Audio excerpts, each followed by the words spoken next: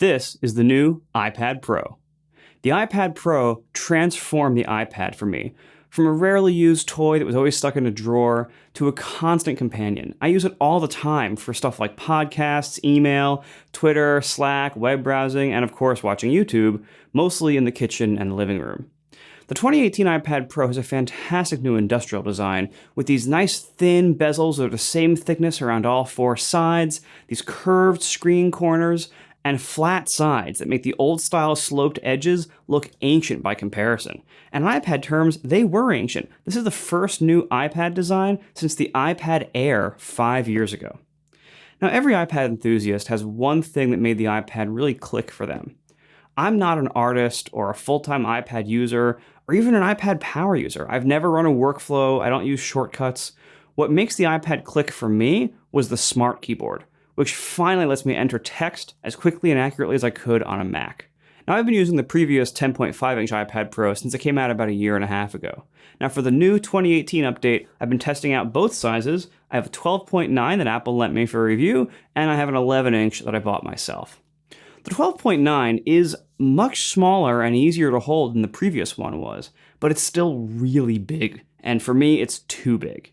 It's great if you need a large drawing canvas or a big viewport for some file you're editing, or if you frequently use split view multitasking. But for general use, I still find it unwieldy, and iOS still doesn't really scale well. It doesn't look right on the 12.9. You end up seeing these huge margins around things or around text, or these really wide, long lists of things in rows. I only use the 12.9 exclusively for a couple of days. As soon as I got the 11, I switched to it, and I'll tell you what, it didn't feel like a downgrade at all. It felt like a relief to go back to the 11. So that's how I knew the 11 is really the right size for me. Now, the new iPads have Face ID, and it works very similar to the iPhone Xs, but except it works in any orientation.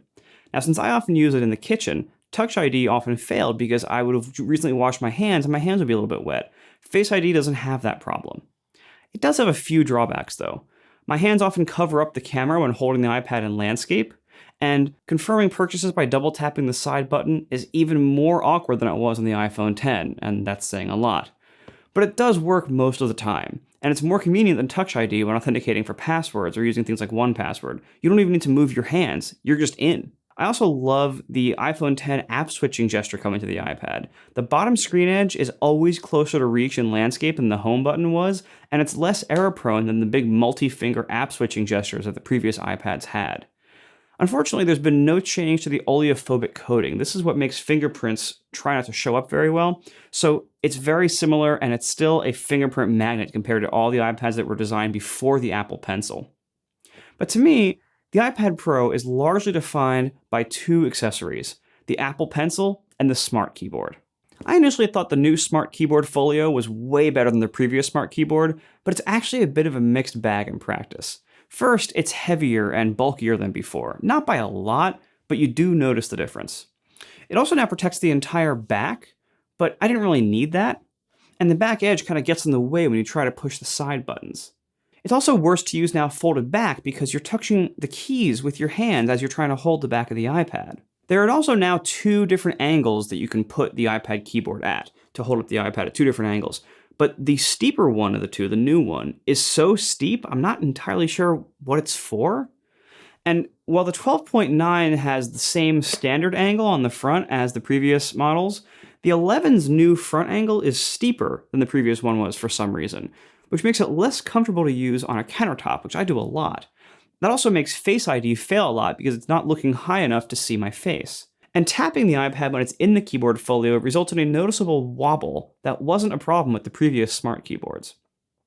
The new design, though, is much better when you're using it in your lap. The old one would pivot and wobble at its midpoint and never felt stable on anything but a hard surface.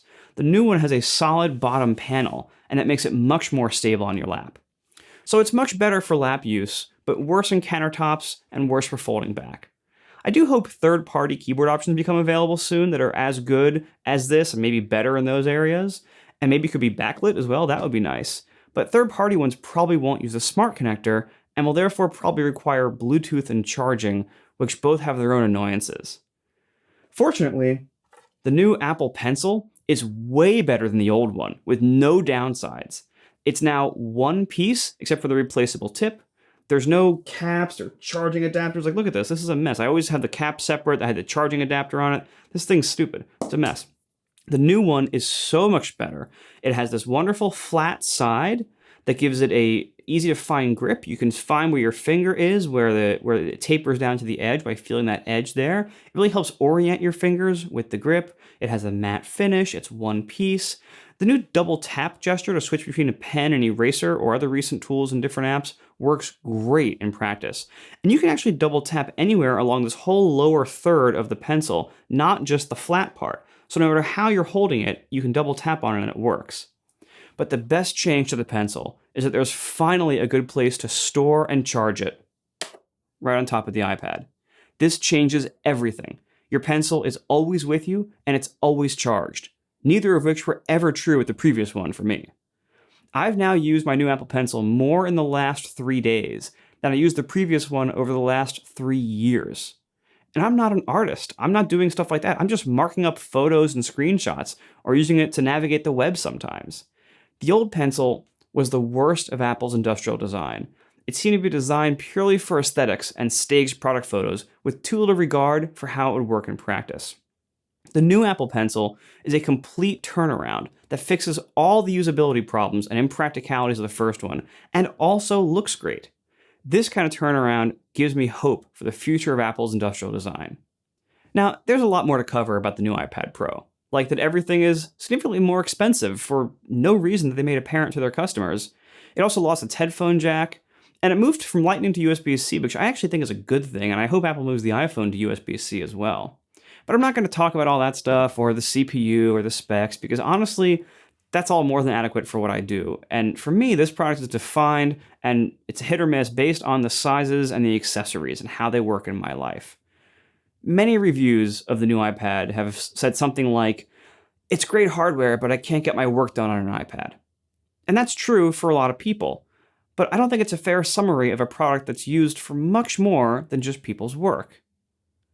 I can't get all my work done on an iPad either, but I don't need to. I have a Mac for that. But there's a lot of work I can get done on an iPad, often in situations that I can't easily use my Mac. And there's a lot of value I get from my iPad that isn't just my work. I can't tell you whether to buy an iPad or not, but if you're gonna buy one, this is a solid pick. There are some downsides this time, but there's also a lot more upsides. And there's something to be said for it just looking and feeling really cool. It's a feeling we don't get much in tech anymore. Sometimes you just gotta buy a cool thing because it makes you happy. And that's what the iPad does for me. Thanks for watching.